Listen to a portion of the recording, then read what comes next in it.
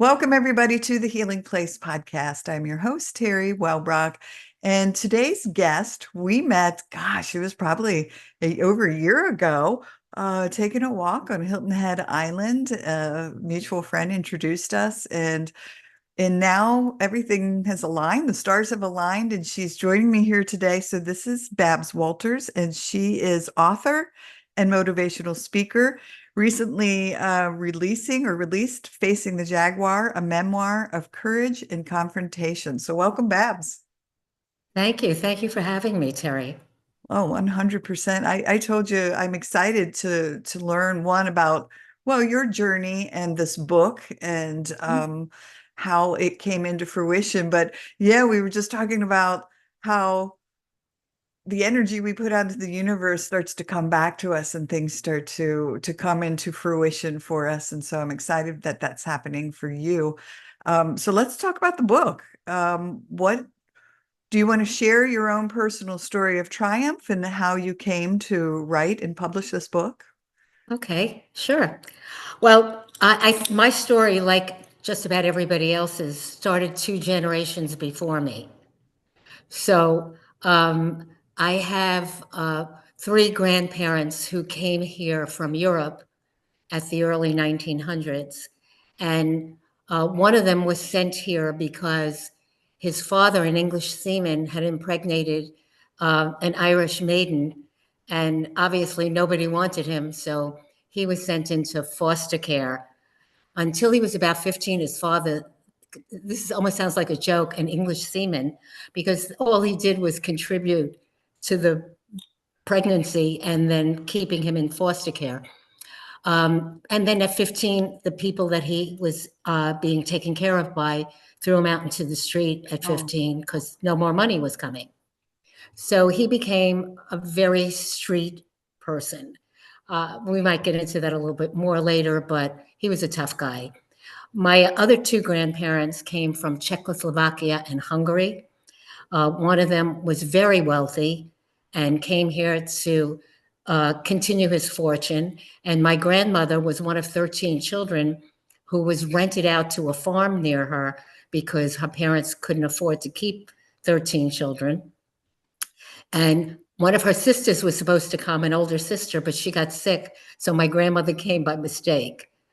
And so we have this Czechoslovakian and Hungarian who were very poorly matched. And my grandfather, who was thrown out into the street, ends up marrying my spinster grandmother, who was actually born here in America. And for whatever reason, was very refined and very demure. So we have 2 couples that are completely clashing. And early in the 1900s, they both get divorced, which was uncommon at that time. yeah. You have 2 mothers. We didn't have joint custody in divorced families in those days. So we have 2 mothers dealing with teenagers who were acting out. My father built a bomb in chem lab and was suspended from school and decided that he was smarter than all of the teachers, and he never went back, and he was a truancy problem. And my mother was found making out under the stairwell in her apartment building. This is not my words. Obviously, it was a person of color, but they said to a brown boy. So these 2 mothers have these 2 kids and don't know what to do with them. And they applied to the Jewish Governance Board and got them sent to a reformatory. They were considered juvenile delinquents because the parents couldn't handle them. And even though there were 2 separate campuses on this in this particular school, somehow they became pregnant. I don't know how that happened, but it did. And they couldn't get married in New York without parental permission. So they ran off to Baltimore, got married. Nope, that was the plan. I came too quickly. Oh, They couldn't get married until afterwards. So you're beginning to see the picture. These are troubled kids. They are suddenly a baby, and my father gets drafted. It's World War II. So here's my mother alone, a child, taking care of a child, obviously a problem child. My father, with his anger management issues, is very happy shooting guns and being trained as a sniper. He comes back after his service and finds my mother in a room with another man. Oh, So their two issues just continued through life. They never got any resolution there. And the childhood that I and my sister and brother were raised in was like a war zone. You never knew when you put your foot down what landmine you were going to hit. So every type of abuse that you could imagine happened to us.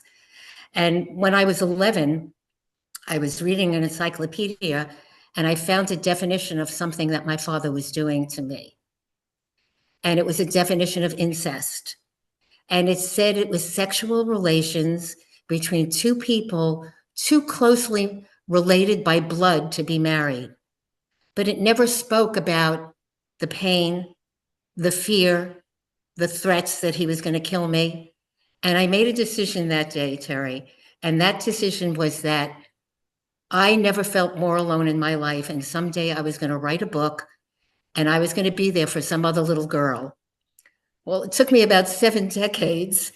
So I don't know that I'm there for little girls anymore, but I learned quite a bit through my own healing process.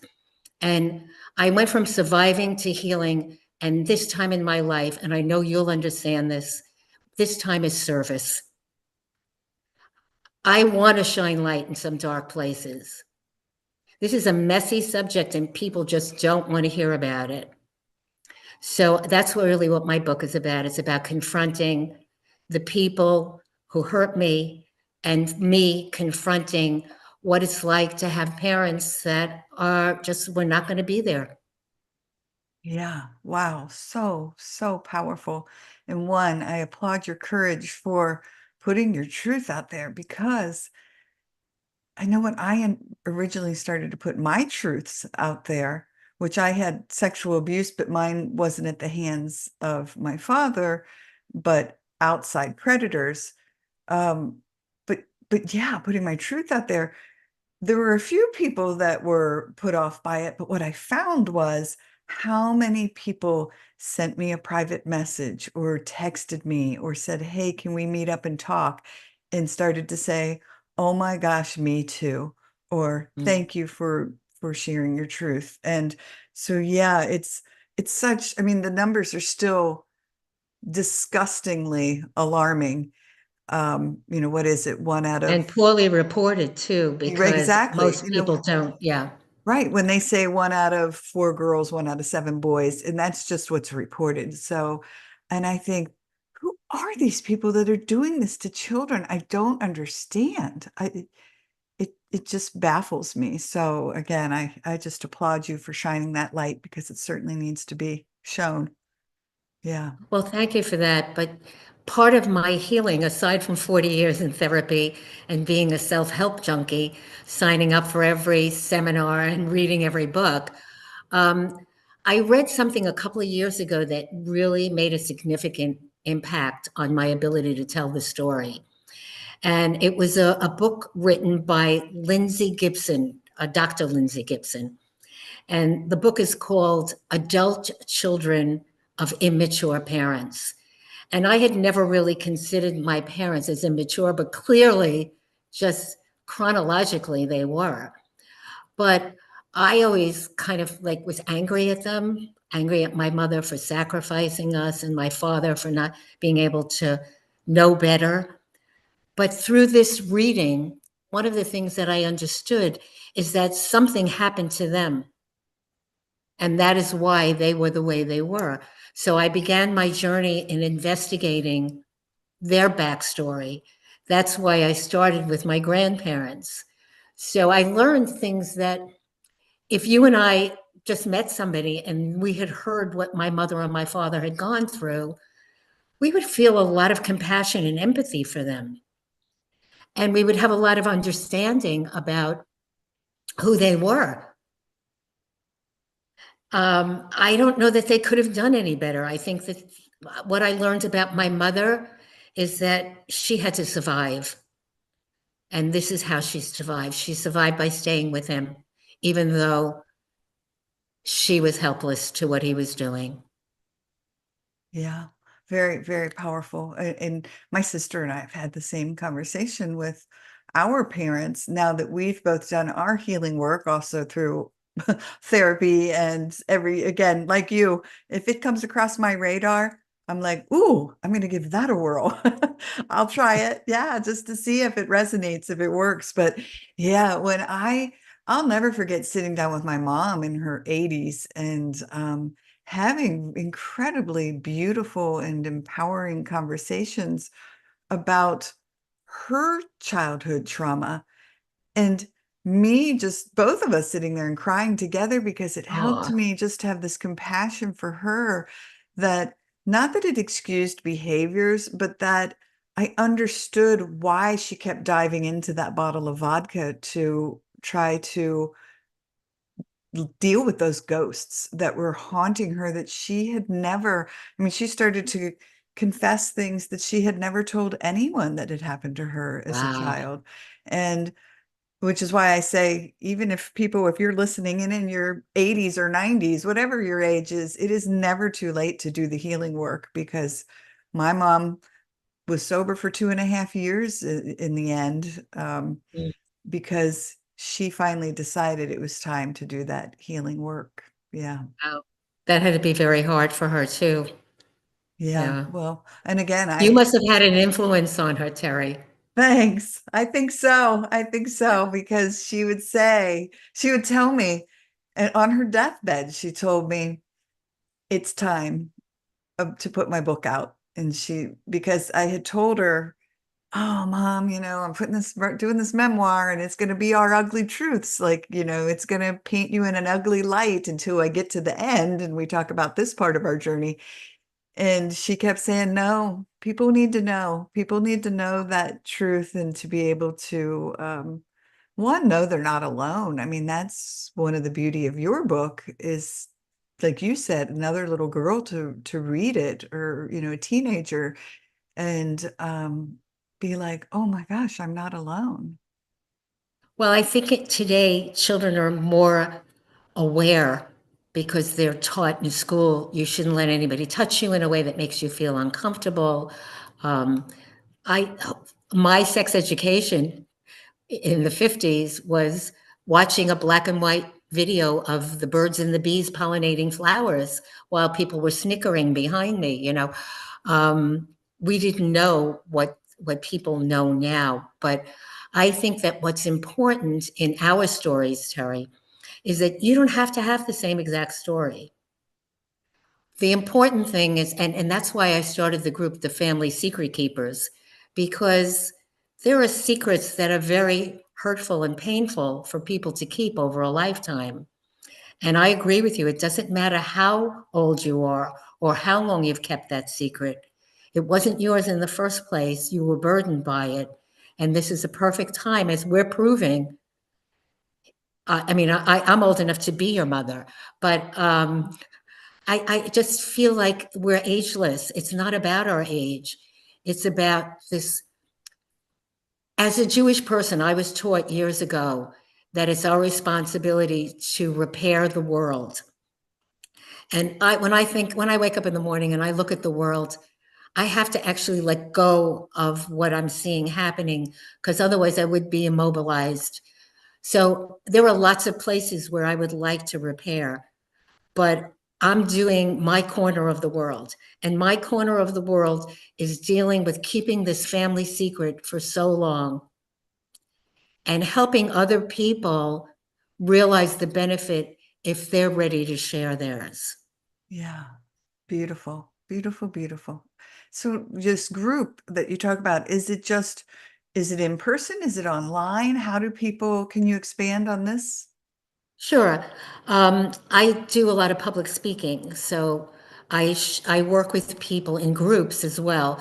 Either not everybody's ready to tell the whole story, or even to speak with a witness.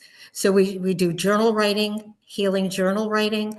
We do oral histories, and people record in their own phone. We On my website, I have Secrets No More postcards, so people can post anonymously. It's like a God card, it's like We don't put your name with it if that's the first time that you get to tell, or the only way that you can tell. So there are different levels. But also on my website, I do something that I think is really helpful, and I printed one out in case you wanted to talk about it. Yes. How to tell if you're ready to tell. Because just because you and I are at this stage where we can tell, I was not here before in my life. I had to get here. I remember once I joined, I don't know if you ever heard of NYU. It's a really top college in Manhattan. Yeah. I joined a novel writing course in my 40s. Um, and you had to submit 3 chapters in an outline of the book, and I got accepted. And the professor said to me one day, he said, "No one's going to read your book. Even War and Peace has some peace in it. Go home and heal." So, it's timing is such a critical thing, as we know, a critical element in every decision that we make. And being ready is not the same for each person. So I 100%. think it's important to know if you're ready to tell.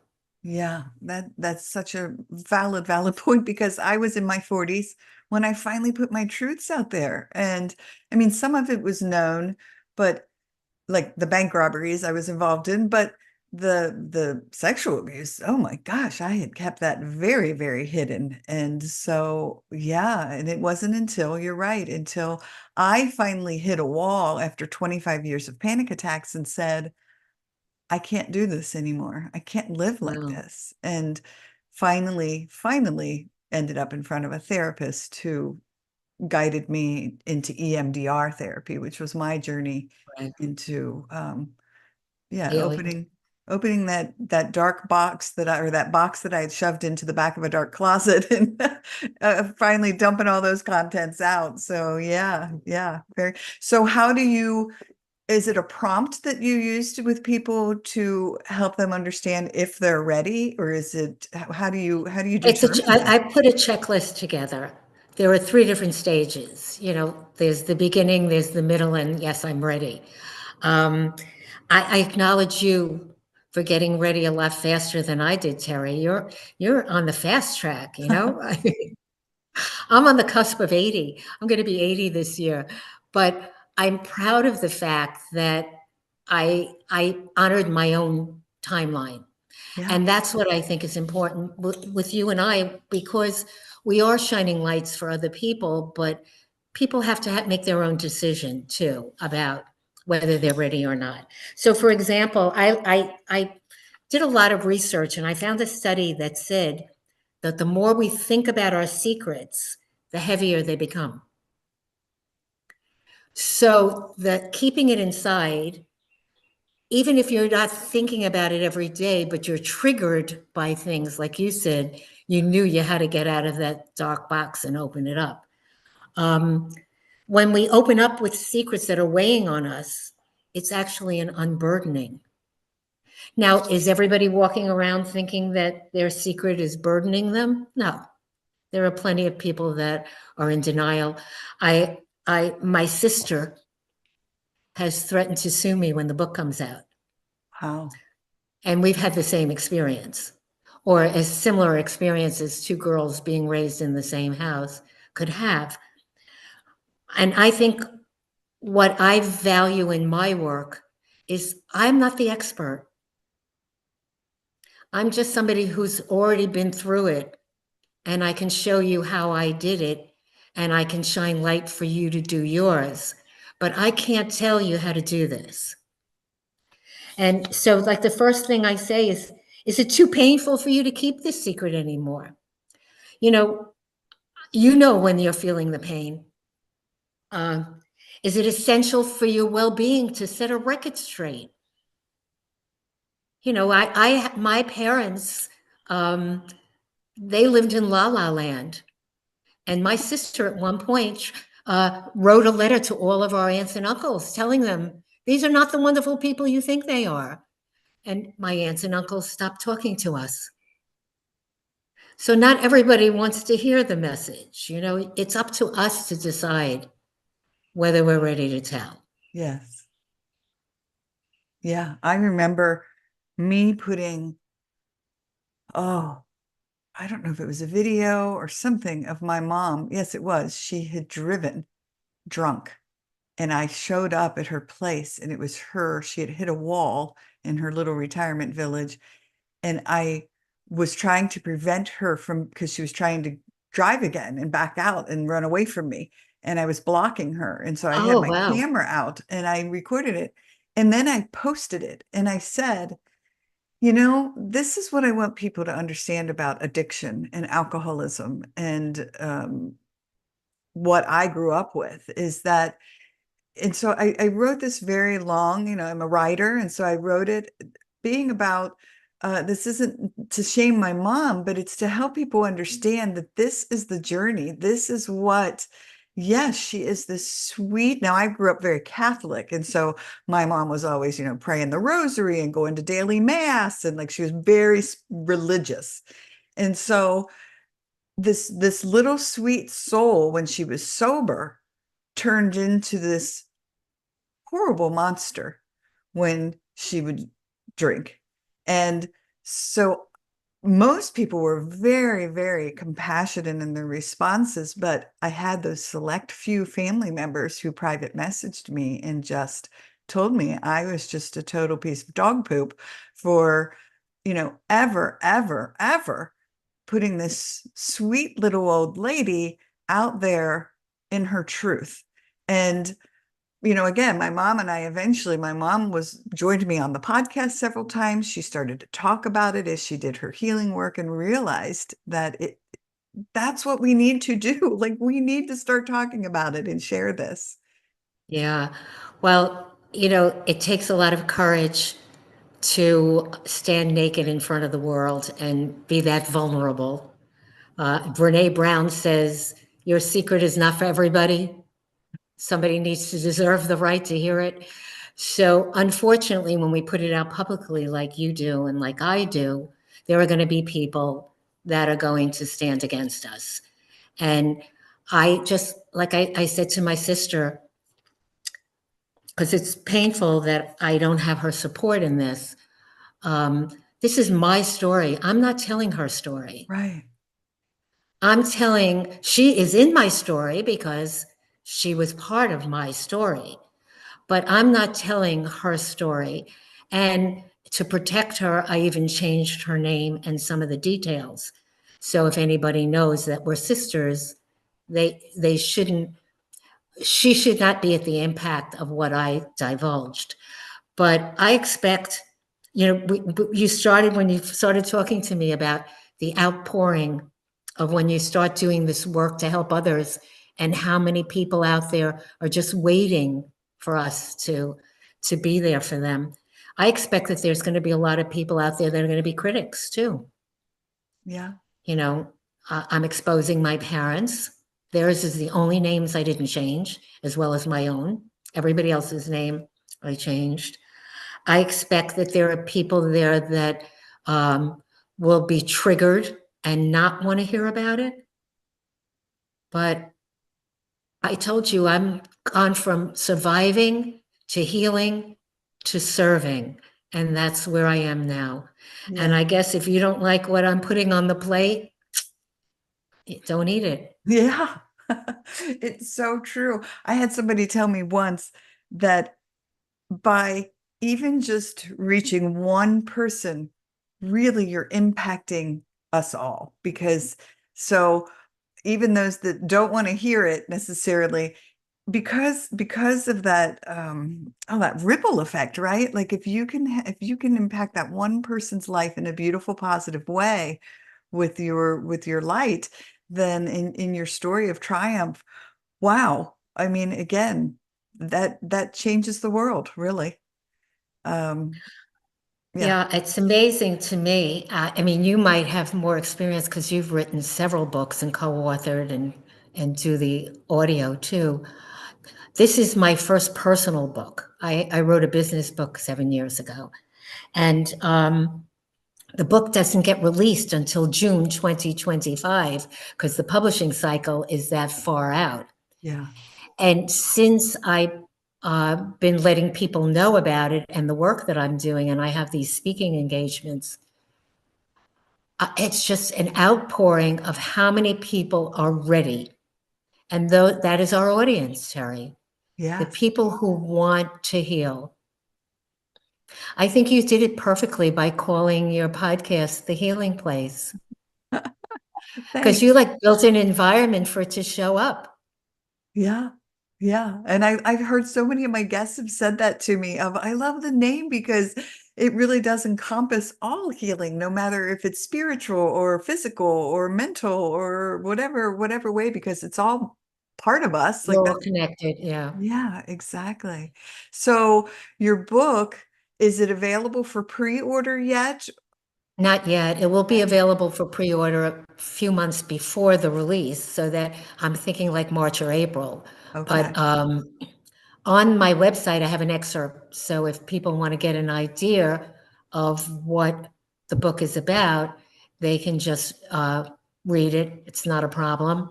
Or if they want to hear about when parts of it will be available, more parts of it, because I'll be releasing it a little at a time, they can just subscribe and I'll send them information.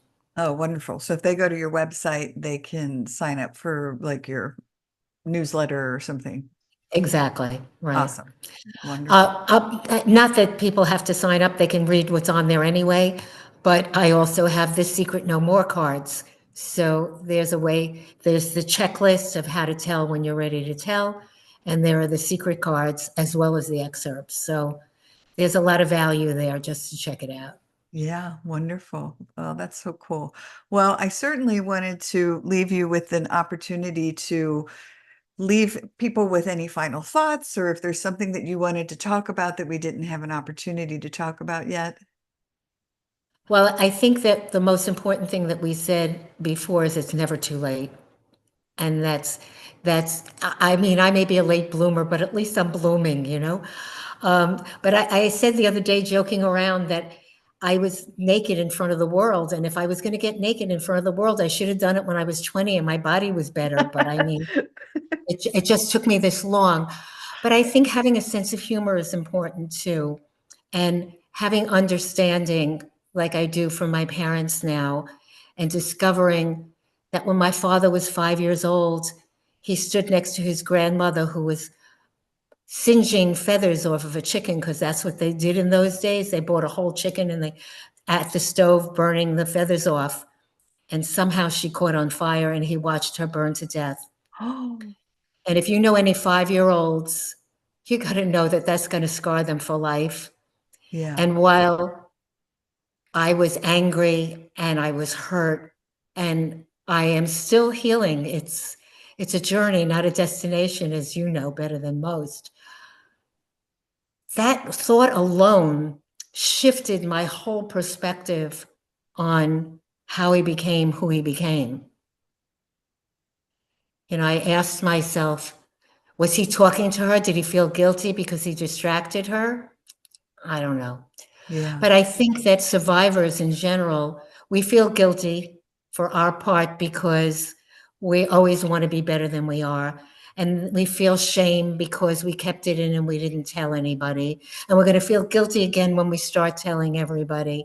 So be good to yourself, take care of yourself, and it's never too late. beautiful. Yay, I agree. So how do folks connect with you? Where can they find you? BabsWalters.com. That's all they need to know. All right. Yay. That's so cool. Well, it's just been such a joy to have you here. Thank you for, well, yeah, for joining me, for writing your book and having the courage to put your truth out there. It's just a gift. So thank you. Thank you for being a space for me and other people to show up the way we do for you, Terry. Thank you. Absolutely. All right. Well, everyone, thank you for joining us today on the Healing Place podcast. And remember, until next time, be gentle with yourself. Thanks. Good. Bye-bye. Hey, everybody. Terry Wellbrock here. Just wanted to thank you again for being a part of this healing space and my Hashtag Hope for Healing Journey. Thank you for sharing, liking, inviting others to join, listening in.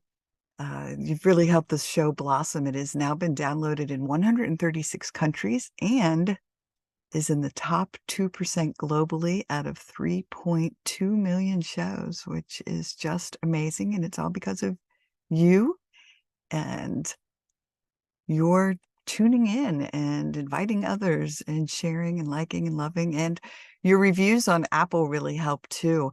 My goal is to hit 100 5-star reviews by the end of the year.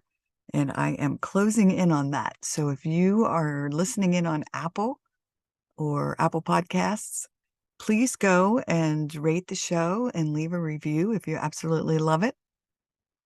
And I would be most appreciative.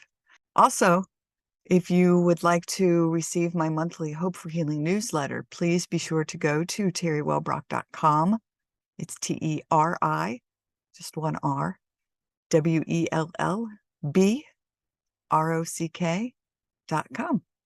And I have a gift to send you for signing up for that monthly Hope for Healing newsletter. Plus, there are many other resources listed on that page, including a resource library. All right. Thanks. Bye-bye.